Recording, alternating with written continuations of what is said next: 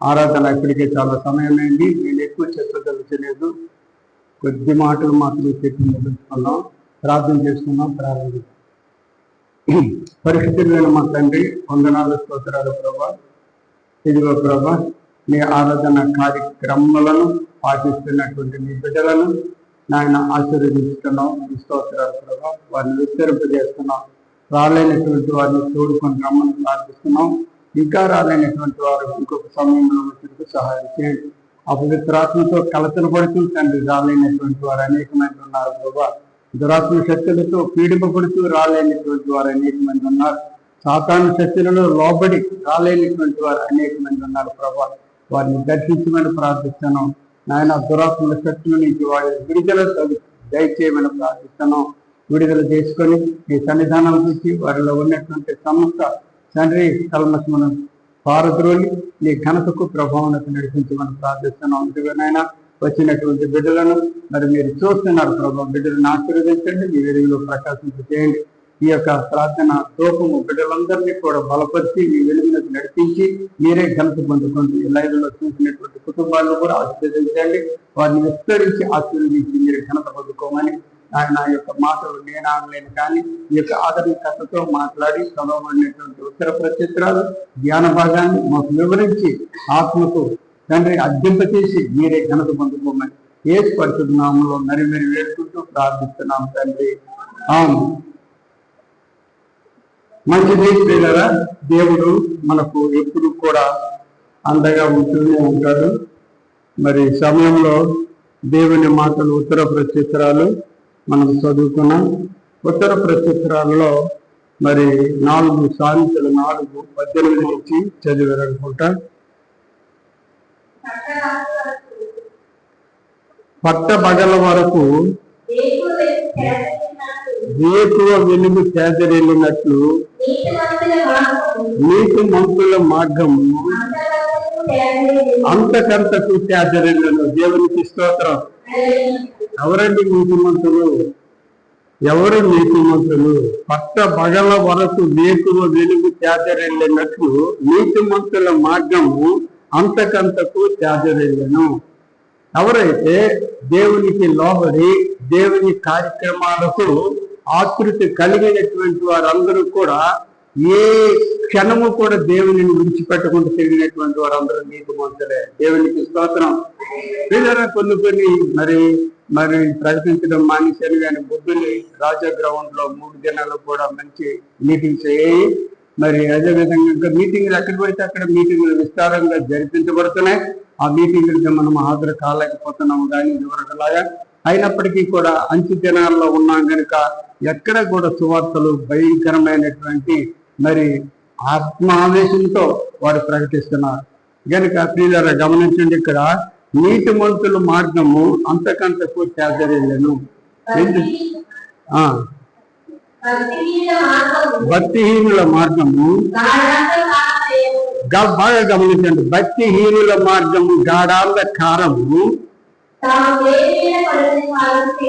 తెలియదు. దాము దేని మీద పడినది వారికి తెలియదు. ఎందుకంటే దురాత్మల శక్తులు అటువంటివి.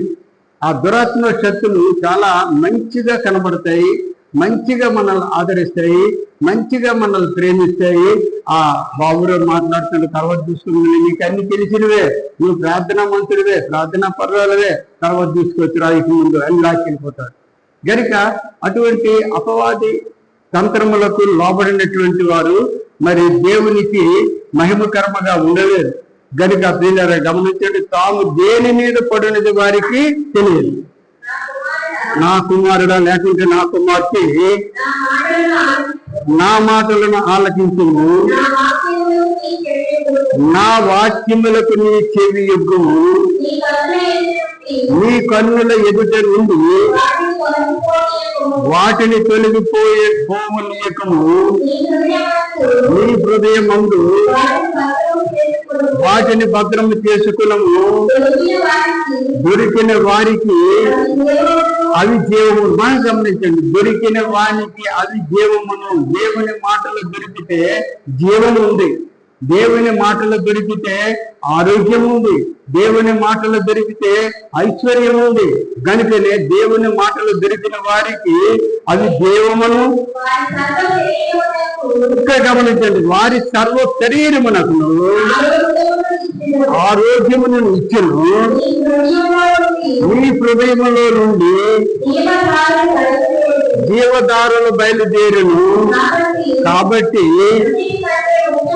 అన్నిటికంటే ముఖ్యముగా మీ హృదయములో భద్రముగా కాపాడుకున్నాము. దేవునికి స్తోత్రము కలుగును గాక.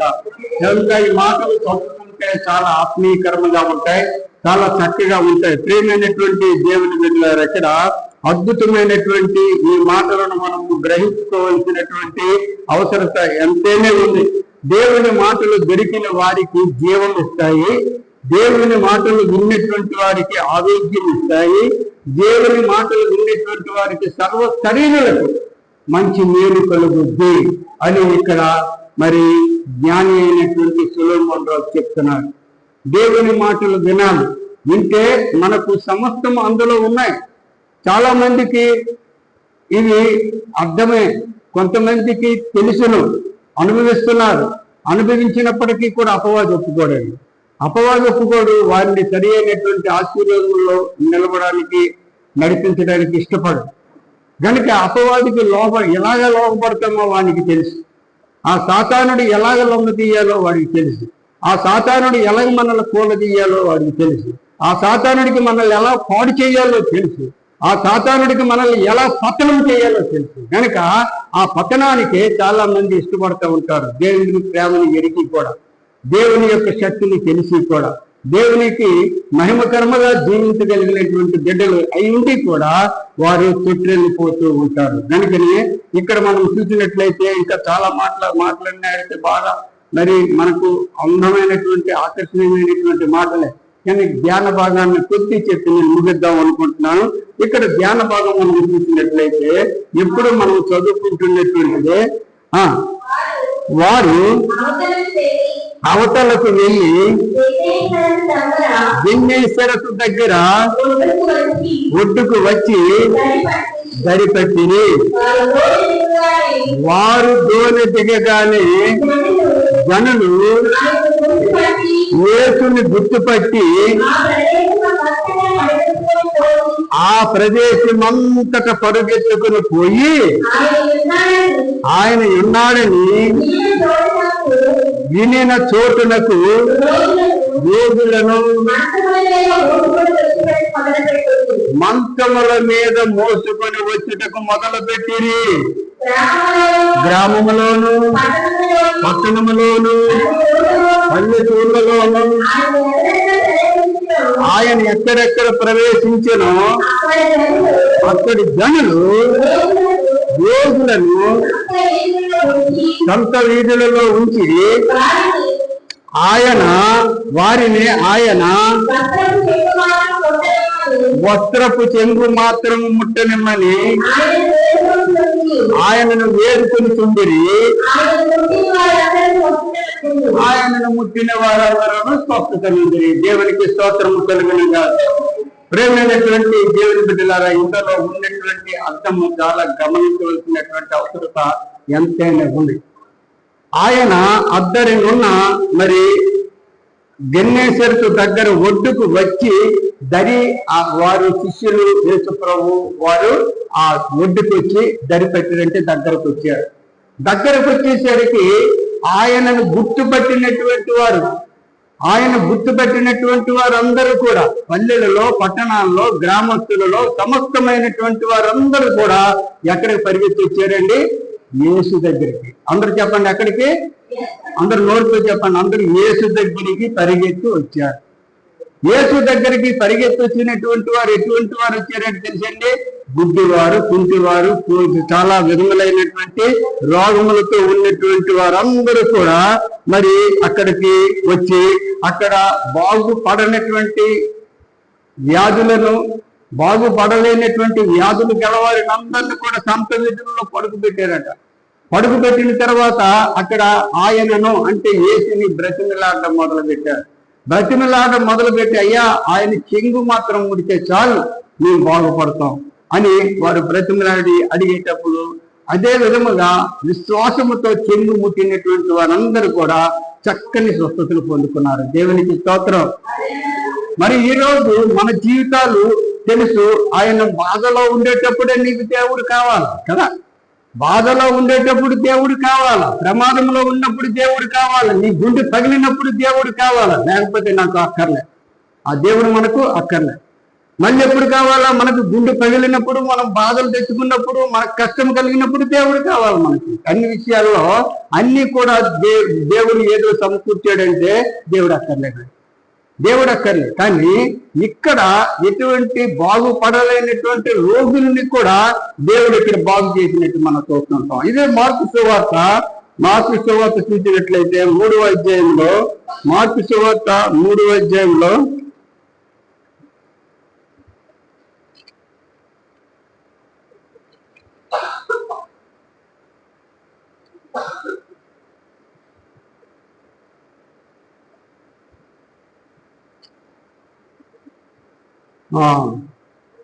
క్షమించండి,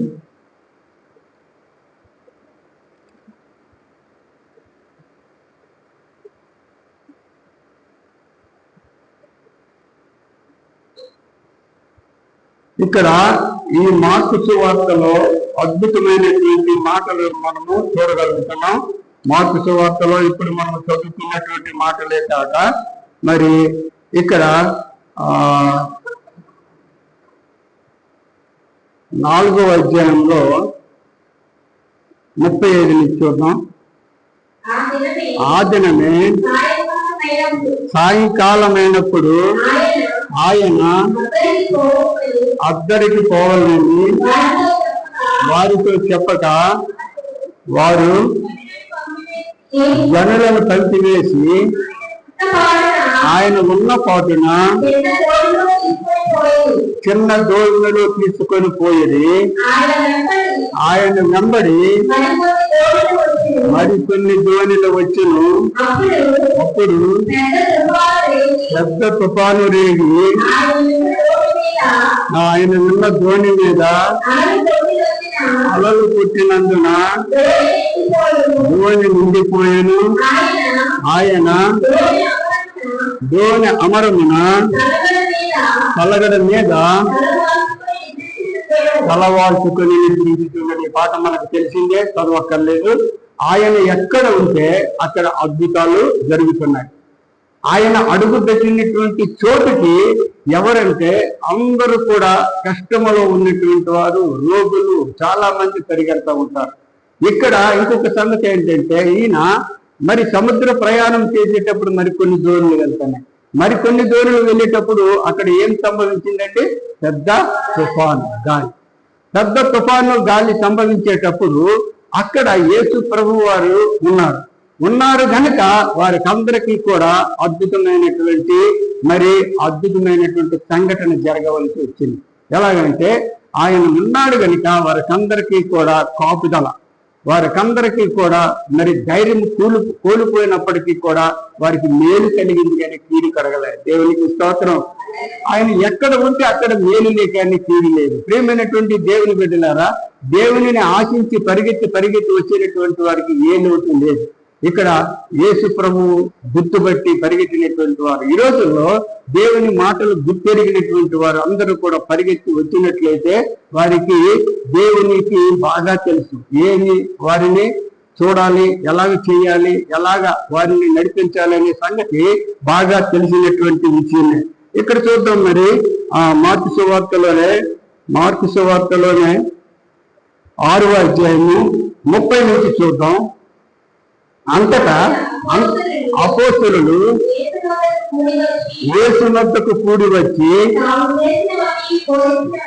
ఇక్కడ గమనించండి, యేసు దగ్గరికి 12 మంది శిష్యులు వచ్చి వారు చేసినవన్నీ బోధించినవన్నీ ఆయనకు తెలియజేసిరి. అప్పుడు ఆయన మీరు ఏకాంతముగా అరణ్య ప్రదేశములకు వచ్చి కొంచెం సేపు అవసర తీర్చుకున్నాడని చెప్పిన పిల్లలు ఇక్కడ గమనించండి. శిష్యులు యేసు ప్రభు దగ్గరికి వెళ్ళారు. యేసు ప్రభు పంపించారు, రోగులు బాగు చేయండి, మరి వారికి స్వస్థత ఇవ్వండి, చక్కనైనటువంటి మరి మీకు ఇచ్చినటువంటి నా శక్తితో వారందరినీ కూడా కాపాడాలంటే వెళ్ళారు. యేసు ప్రభువు మాటకి ఇచ్చేసరికే వారికి అద్భుతాలు, ఆశ్చర్య కార్యాలు సంతోషంగా చేసుకొని తిరిగి యేసు దగ్గరికి వచ్చారు. యేసు దగ్గరికి వచ్చి, అయ్యా ఇదిగో నీ నామంలో గొప్ప కార్యాలు జరిగాయ్యా అని సంతోషంగా చెప్పారు. చాలా సంతోషం. పిల్లలు ఎక్కడ ఉన్నటువంటి చాలా మంది ఈ రోజుల్లో కూడా విశ్వాసులు ఉన్నారు, ప్రార్థనా పరులు ఉన్నారు. దేవుడు ద్వారా ఎన్నో మేలులు పొందుకుంటున్నారు, ఇతరులకు కూడా మేలులు కల్పిస్తున్నారు. కానీ కల్పించి దేవుడు మన ద్వారా చేసినటువంటి ఆ మహా గొప్ప కార్యములను బట్టి మనము కూడా సంతోషిస్తుంటాం. ఇదిగో నా వలన ఫలాంటి జరిగింది, నా వలన ప్రార్థన చేయగా ఫలాంటి బాగుపడింది అని మనం సంతోషిస్తాం. సంతోషించడం చాలా మంచిదే. కానీ ఎంతవరకు తనలో ఉన్నావు, ఎవరిలో? యేసులో అన్ని కావాలి. ఇక్కడ 12 మంది శిష్యులు బాగానే వెళ్ళారు. అక్కడ వెళ్ళి తల్లిపూరులంతా పట్టణాల్లో తిరిగారు. యేసు ప్రభు నామంలో గొప్ప కార్యాలు చేశారు. వచ్చారు, వచ్చి గొప్పగా యేసు ప్రభుతో చెప్పారు. చెప్పినప్పుడు యేసు ప్రభువు కూడా వారిని ఏమన్నారంటే, ఇంతవరకు మీరు మరి చాలా కష్టపడ్డారు కనుక మీరు వెళ్ళి అలసట తీర్చుకోండి, కొద్దిసేపు అలసట తీర్చుకోండి అని చెప్పాను. అనగా అనేకులు గచ్చుతూ పోవచ్చు నుండి నందున భోజనము చేయుటకైనను వారికి అవకాశం లేకపోయినా. ఎంత చూడండి, భోజనం చేయుటకైనా వాళ్ళకి అవకాశం లేదు. దేవుని కార్యక్రమాలు చేసినటువంటి వారి యొక్క పరిస్థితులు అలా ఉంటాయి. ఒక్కోసారి మేము సేవలో వెళ్ళేటప్పుడు భోజనం చేయడానికి కూడా అవకాశం ఉండదు. కానీ మా దృక్పథం అంతా సేవ గురే. కొంతమంది మాలో ఉన్నారు, చాలా మంది ఒరే మాకు బాగా ఆకలి వేసేస్తుంది అంటారు. ఎందుకంటే వారి యొక్క మరి ఉద్దేశాలు తిండి మీద ఉంటాయి. కొందరి యొక్క ఉద్దేశాలు దేవుని మాటల మీద ఉంటాయి. గనుకనే ప్రియమైనటువంటి దేవుని బిడ్డలారా, ఇక్కడ గమనించవలసిన వారు భోజనం చేయటానికి వారికి అవకాశం లేదు. కానీ ఎందుకు భోజనం చేయకపోయినా వారు తృప్తికరమైనటువంటి ఆరోగ్యం కలిగినటువంటి వారుగా ఉన్నారు. దేవునికి స్తోత్రం. తర్వాత చూద్దాం. కాగా వారు గోని ఎక్కి అరణ్య ప్రదేశమునకు ఏకాంతముగా వెళ్ళి వారు వెళ్ళి చూడగా జనులు చూసి అనేకులు యేసుని గుర్తెరిగి, గమనించండి, అనేకులు యేసుని గుర్తెరిగి సకల పట్టణముల నుండి అక్కడికి కాలి నడకన పరిగెత్తి. ఎంత ఆతృత అండి, ఎంత ఆతృత, ఎంత విశ్వాసము. దేవుని దగ్గర మేలులు ఉన్నాయని తెలిసి, యేసు ప్రభువు రక్షకుడని తెలిసి, అనేక మంది అనుభవించినటువంటి అనుభవాలు కొలిది కాలి నడకను పట్టణంలో నుంచి, పల్లెల్లో నుంచి జనాలు అందరూ కూడా సమకూర్చబడి కొన్ని వేల మంది పరిగెత్తి వారికంటే ముందుగా కాలి నడకతో పరిగెత్తి చేరుకున్నారు ఆ స్థలం దగ్గరికి. దేవునికి స్తోత్రం. ఈ రోజుల్లో ఎన్ని ప్రసంగాలు అయినప్పటికీ కూడా దేవుని యొక్క ఆశీర్వాదములు పొందుకున్నటువంటి వారు, పొందలేనటువంటి వారు కూడా దేవుని దగ్గరికి రావడానికి ఎక్కువ ఇష్టపడరు. లేట్గా వస్తారు. ముందు మన పనులు చేసుకున్నాం, తర్వాత దేవుని పనులకి వెళ్తాం. దేవుడు కదా ఎందుకు చూడడం, మొన్న నన్ను చూసాడు ఇప్పుడు చూస్తాడులే అనేసి మనము ఎలాగుంటాం? నిర్లక్ష్యంగా ఉంటాం. వీలైతే అన్ని విడిచిపెట్టి వారికంటే ముందుగా. ఈరోజు బాబు ప్రకటిస్తాడు 8 గంటలకు గుడి ఉంది, రండి అంటే మనం ఎన్ని గంటలకు వస్తున్నామండి చెప్పరా? 9కో 10కో వస్తాం. ఉదయం పూట 7 గంటలకు రండి అంటే కనీసం 9. కొందరైతే పరలోక ప్రార్థన చేసుకుంటూ వస్తుంటారు. ఎలాగండి వాళ్ళకి దేవుని ఆశీర్వాదాలు దొరికితే? ఇక్కడ చూడండి దేవుని ఆశీర్వాదాలు ఎలా పొందుకున్నారో. కాలి నడకని వెళ్ళినటువంటి జనమంతా కూడా 34 కనుక యేసు వచ్చి ఆ గొప్ప జన సమూహమును చూచి వారు కాపరు లేని గొర్రెల వలె ఉన్నందున వారి మీద కనికెర పడి వారికి అనేక సంగతులను బోధింపసాగని చాలా ప్రేమించాడు దేవుడు. యేసు ప్రభు వారు వచ్చినటువంటి జనాన్ని చూసి సంతోషించి వాళ్ళకి ఏ సంగతులు తెలియదు. నిజమే, కాపరు లేని గొర్రెలు. కాపరు లేని గొర్రెలు అంటే కాపరు అంటే ఏంటంటే అన్ని విషయాలు తెలియపరుస్తూ ప్రజలందరినీ కూడా ఆకర్షణీయంగా దేవుని దగ్గరికి నడిపించినటువంటి వాడే కాపరు. ఆ కాపరు లేని గొర్రెలు వెళ్ళి అందరూ కూడా యేసు ప్రభు దగ్గరికి వెళ్ళేటప్పుడు వారిని కనికరించే చాలా చక్కని మాటలు వారికి అందరికీ కూడా ఆత్మీయ ఆహారముగా చెప్పడం జరిగింది. తర్వాత ఏం జరిగింది? చాలా పొద్దుపోయిన తర్వాత ఆయన శిష్యులు ఆయన యొద్దకు వచ్చి, ఇక్కడ గమనించండి, చాలా పొద్దుపోయింది. ఎప్పుడు వచ్చారో తెలియదు, ఉదయకాలంలో కానీ ఉదయం నుంచి యేసు ప్రభు మాటలు వినుకొనే ఉన్నారు. వీళ్ళరా గమనించండి, యేసు ప్రభు మాటలను లో శక్తి ఉంది, యేసు ప్రభు మాటలలో ఐశ్వర్యం ఉంది, యేసు ప్రభు మాటలలో తృప్తి ఉంది. చాలా మంది వీటికి ఇష్టపడరు. బాబురావు గారు 2 నిమిషాల్లో అయిపోవాలి, బాబురావు గారు ఒక పావు గంటలో ప్రార్థన అయిపోవాలి, వాతావరణం బాగులేదు. దేనికి ప్రయత్నిస్తున్నామండి మనము? భోజనాలు. దానికి గంటల కొద్ది జరపచ్చు, దేవుని మాటలకు గంటల కొద్ది జరపడం లేదు.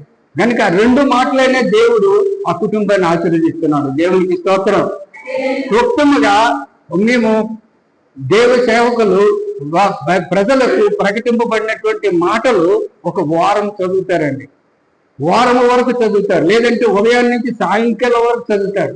ఇంత చదివినటువంటి మాటలని ఒక 5 నిమిషాల్లో అయిపించేయండి, ఎక్కువ వద్దండి. ఒక పావు గంటలో అయిపించేయండి, ఒక 2 నిమిషాలు చాలండి. దేవుని ఆశీర్వాదాలు అలాగే వస్తున్నాయి. 2 నిమిషాల్లో ముగించినటువంటి రోజులు ఉన్నాయి నాది. కనుక ప్రియులారా, ఆ 2 నిమిషాలు ముగించినటువంటి ఆ రోజుల్లో అంత ఆశీర్వాదం పొందుతుంటే మరి అరగంట గంటలు తరబడి మాట్లాడితే ఇంకెన్ని ఆశీర్వాదాలు వస్తాయండి? వస్తాయరాదా? గనుక ఇక్కడ దేవుని మాటలు ఉదయం మొదలుకొని సాయంకాలం వరకు విన్నారండి. వినేటప్పుడు అక్కడ శిష్యులు ఆ సాయంకాలం పూట వచ్చి యేసు ప్రభు దగ్గరికి వచ్చి, అయ్యా ఇది అరణ్య ప్రదేశం, ఈ అరణ్య ప్రదేశంలో వీరికి ఎక్కడ ఆహారం దొరకదు, ఆ పల్లెటూరు వెళ్ళి ఆహారం కొనుక్కొని వెళ్ళి వస్తారు, కాకపోతే వాళ్ళని మీరు ఏం చేస్తారంటే విడిచిపెట్టేయండి అని శిష్యులు ఎన్ని బ్రతిమలాడని చూస్తారు. అప్పుడు యేసు ప్రభు అంటాడు, చదువుచిన చదువుకొని నేను పెట్టేస్తాను. అప్పుడు యేసు ప్రభు అంటారు, అదేదయ్యా వాళ్ళు బయటకు పంపించడం అయితే మీరే పెట్టండి వారికి భోజనం అంటే. మండిపోతారండి శిష్యులు, మండిపోయి అంటారు, ఎక్కడి నుంచి మేము వెళ్ళి ఇన్నూరు అంటే 200 ఎన్నో తెలియదండి ధ్యానానములు తెచ్చి వాళ్ళకి పెట్టాలా మేము భోజనం? ఎక్కడి నుంచి మేము చేస్తాం? శిష్యులు చూడండి ఎలాంటి వారు. యేసు ప్రభువుతో ఉంటున్నారు, యేసు ప్రభువులో జీవిస్తున్నారు, యేసు ప్రభు అద్భుతాలు చూస్తున్నారు. ప్రప్రథముగా ఎక్కడికి వెళ్ళారండి? కానా విందుకి వెళ్ళారు. కానా విందుకి వెళ్ళిన తర్వాత ఆయన నీళ్లను ద్రాక్షారసముగా మార్చడం చూశారు. అంతకంటే ఇంకేంటండి? నువ్వు యేసు ప్రభువుతో తిరిగిన శిష్యులే మోసపోయారు. ఈరోజు యేసు ప్రభువుతో తిరిగినటువంటి ప్రార్థన చేసిన మనమే ఆయన్ని దుఃఖిస్తూ ఉంటాం.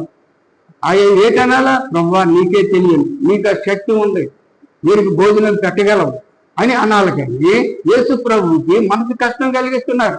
వీళ్ళకి ఎక్కడి నుంచి మీరు తెస్తామండి? వీళ్ళు తెచ్చేస్తారు అని చెప్పేటప్పుడు ఆయన అడుగుతాడు, మీ దగ్గర ఎన్ని రొట్టెలు ఉన్నాయి, ఎన్ని చేపలు ఉన్నాయంటే 5 రొట్టెలు 2 చేపలు, పట్టండి అని చెప్పారు. ఎంతో అద్భుతమైనటువంటి ఆశ్చర్య కార్యాలు చేస్తారు. వెళ్ళారు, ఆయన పేరు మీద ఎన్నో స్వస్థతలు చేశారు, ఆయన నామంలో ఎన్నో ఘనకార్యములు చేశారు. ఇక్కడ ఈ ఘనకార్యం చేయలేరా అంటే శిష్యులకే అల్ప విశ్వాసం. ఈ రోజుల్లో అనేక మంది మనం ప్రార్థన చేస్తూ ఉంటాం, దేవుని మాటలు వింటాం, కానీ అల్ప విశ్వాసంతో జీవిస్తాం. వీళ్ళరా దేవుని దర్శించినటువంటి వారికి ఏ లోటు ఉండదు. నీకు ఎటువంటి బలహీనతలు ఉన్నాయో దేవుణ్ణి దర్శించి, దేవుని ఆలయంలో ఆరోగ్యం ఉంది. కనుకనే అందరూ కూడా పట్టణంలో పల్లెటూరులో నుంచి పరిగెత్తే వేల మంది జనాలు ఎక్కడికి వెళ్ళారు? యేసు ప్రభు దగ్గరికి వెళ్ళారు. ఈ రోజుల్లో అయితే ఎవరికి బాగలేకపోతే వాళ్ళు ఇంటి దగ్గర కూకొని మంచం మీద పడుకొని అక్కడ పాస్ గారు ఉన్నారు, ప్రార్థన చేయండి, అక్కడ స్వర్ణం ఉండాలి, ప్రార్థన అమ్మా జయమ్మ ఆ బాబులను చూసి ప్రార్థన చేయండి అని కుటుంబాలు వచ్చి ఇక్కడ ప్రార్థన చేయాలి మోకాలు. దేవునికి స్తోత్రం.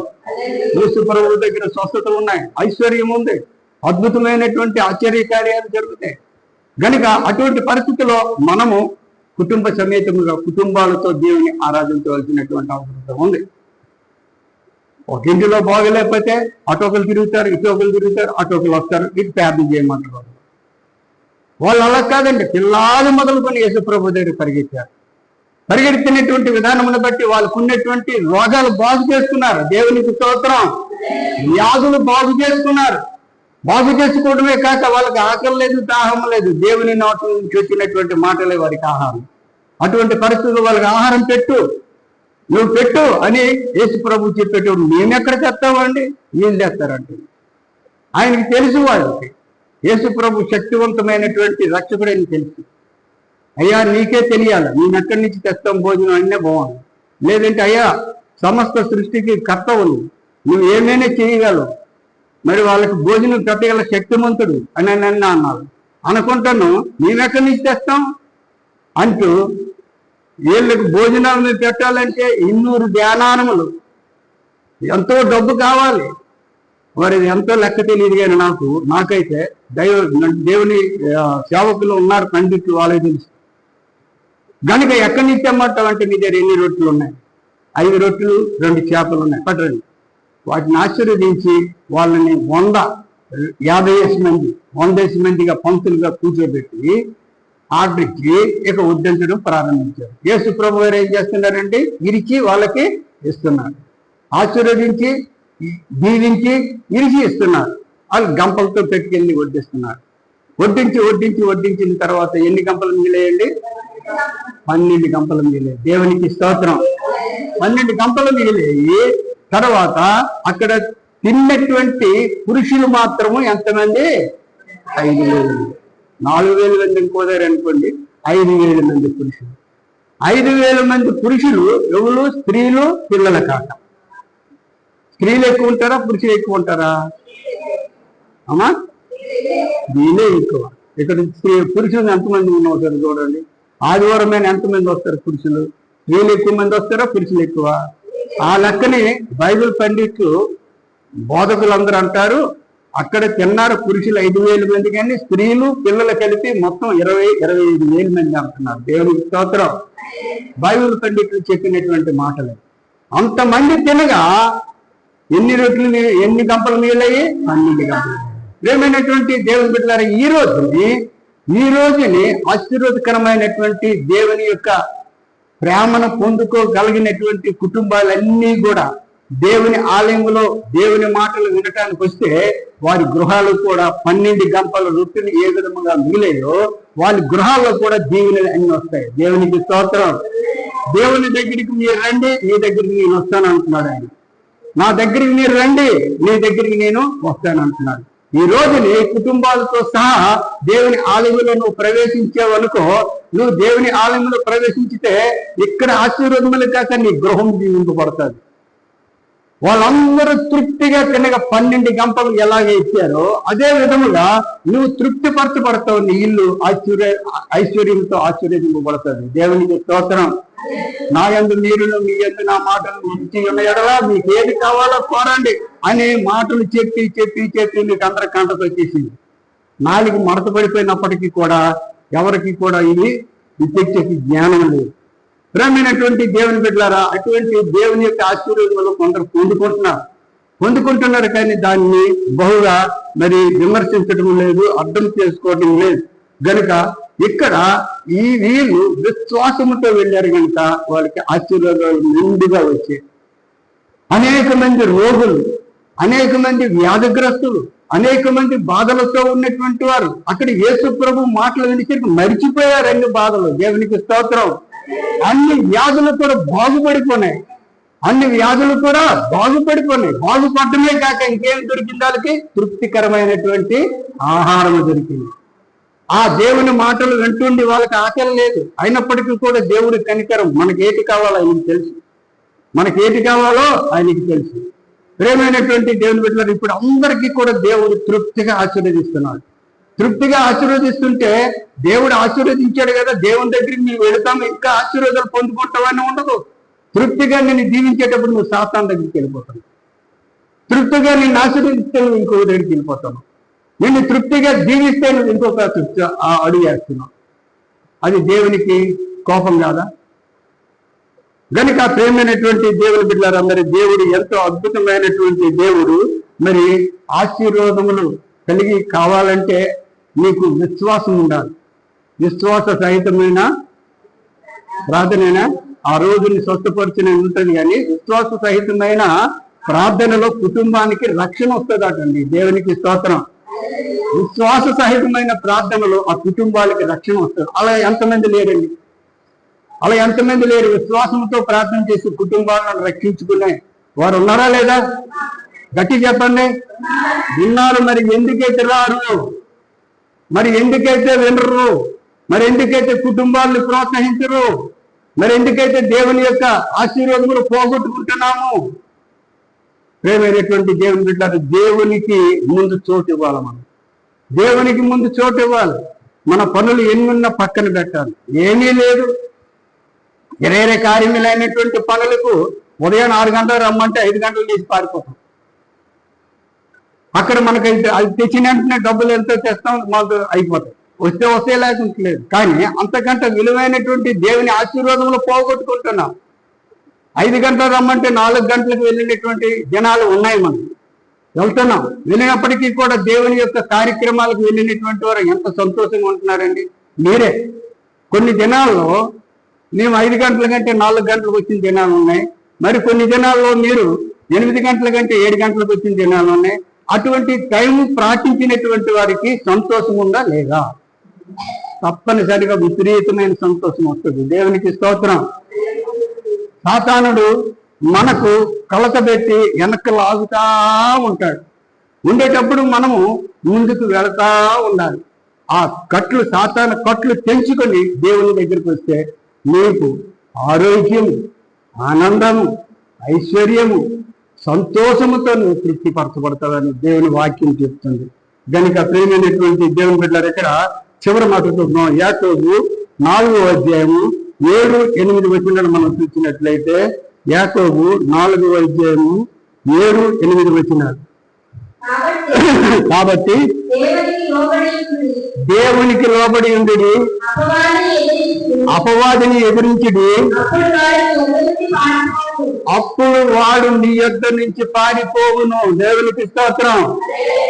తర్వాత దేవుని యొద్దకు రండి, అప్పుడు ఆయన మీ యొద్దకు, మళ్ళీ మన యొద్దకు ఆయన వస్తాడు. బైబిల్ చెప్తున్నటువంటి దైవ సేవకుని యొక్క మాటలు కానీ ఇటువంటి పరిస్థితుల్లో కూడా నా సొంత మాటలు కానీ కాదు. చివరి మాట 1 పేతురు 2వ అధ్యాయము 11, 12 వచనాలు చూసుకొని ముగించేద్దాం. ఇక్కడ విశ్వాస జాబితాలు చదువచనాలు చదువుకోండి. హెబ్రీ 11వ అధ్యాయంలో విశ్వాసముతో జీవించినటువంటి వారు ఎటువంటి విజయాలు పొందుకున్నారో, ఎటువంటి ఆశీర్వాదములు పొందుకున్నారో, ఎటువంటి ధన్యతలు పొందుకున్నారో అధ్యాయం అంతట్లో ఉంటారు. విశ్వాస వీరుల జాబితా 11వ అధ్యాయం హెబ్రీ 5కెళ్ళి చదువుకోండి. కానీ ఇక్కడ మాత్రం 1 పేతురు 2వ అధ్యాయము 11, 12. స్త్రీలారా, గమనించారా? దేవుని బిడ్డలారా, మీరు పరదేశులను యాత్రికులై ఉన్నారు గనుక ఆత్మకు విరోధముగా పోరాడు శరీరాశులను విసర్జించి అన్య జనులు మిమ్మల్ని ఏ విషయంలో దుర్మార్గులను దూషించరో ఆ విషయంలో వారు మీ మంచి పనులను చూచి వాటిని బట్టి దర్శన దినమున దేవుని మహిమపరిచినట్లు వారి మధ్యలో గమనించండి, మంచి ప్రవర్తన మంచి గుణములు గలవారై ఉండవలనని నిన్ను బతిమాలు కొనుక్కున్నాను అంటున్నాడు పేతురు భక్తుడు. దేవునికి స్తోత్రం. ప్రేమైనటువంటి దేవుని బిడ్డలారా, మీరు పరదేశులు. భూమి మీద ఎటువంటి వారు మనం? పరదేశులము, యాత్రికులమని. అక్కడ టౌన్లో ఉంటే ఎక్కడ పెడితే అక్కడ యాత్రలు జరుగుతాయి. ఆ యాత్రలకు వెళ్తుంటారు, సంతోషిస్తారు, వచ్చేస్తుంటారు, డబ్బులు ఖర్చు పెడతారు, అన్ని చూస్తారు, స్థాయిలు సోలిపోతారు. కానీ ఈ భూలోకం మరి అయితే పరిస్థితి మనకి. ఈ భూలోకం ఏంటి? మనకు సొంతం కాదు. నేను ఎప్పుడు చెప్తాను, నేను మనకు నిలవరమైన పట్టణం ఇక్కడ లేదని, ఉండబో దాని కొరకు మనం కష్టపడాలని. గనుక ఇక్కడ మనం పరదేశులము, ఒక యాత్ర లాంటిది. వస్తే రాబడి వస్తుంది, లేకుంటే లేదు. ఒక గడి సంతోషిస్తాం, ఒక గడి దుఃఖిస్తాం, ఒక గడి ఏడుస్తాం, ఒక గడి నవ్వుతాం. ఈ లోకం అటువంటిది. గనుక ఇక్కడ మీరు పరదేశులు యాత్రికులనే ఉన్నారు. గనుక మీ శరీర కార్యములను చంపేయండి. ఈ లోకాన్ని నమ్మకండి, ఈ లోకాన్ని మీరు నమ్మద్దు. గనుక ఇతరులు అనేక మంది మిమ్మల్ని దూషిస్తున్నారు. ఇప్పుడే వెళ్ళాడు రాదు గుడికి, ఏటు రాదరా, రోడ్డు మీద దొరుకుతున్నాడు, ఇప్పుడే వెళ్ళింది రాదురా, అది చూడరాదు గుణం అని అనిపించుకునేటువంటి పరిస్థితులు మనకు ఉండవు. మనకుంటుంటా మన సక్రియలు, మన దేవుడు ఎటువంటి వాడంటే సత్యవంతుడు. కనుక మనము కూడా సత్యమైనటువంటి పనులలో, యథార్థమైనటువంటి దేవుని యొక్క ప్రేమ కలిగినటువంటి పనులలో మనము దూరుతూ చక్కగా మనము మరి దేవునికి ఇష్టలుగా ఉండేటప్పుడు ఇతరుల కాట ప్రకాశిస్తామట. దేవునికి స్తోత్రం. అదిగో ఆ అమ్మ చూడు ఎంత చక్కగా ప్రకాశిస్తుంది. అలాగా ఎస్తేరు, రూతులు, చాలా మంది బైబిల్ స్త్రీలు ఎంతమందో ప్రకాశించారు. అదే విధముగా పురుషులు కూడా ఎంతమందో ప్రకాశించారు. నీకు తెలిసి కథల బోర్డు చెప్పుకుంటున్నాం.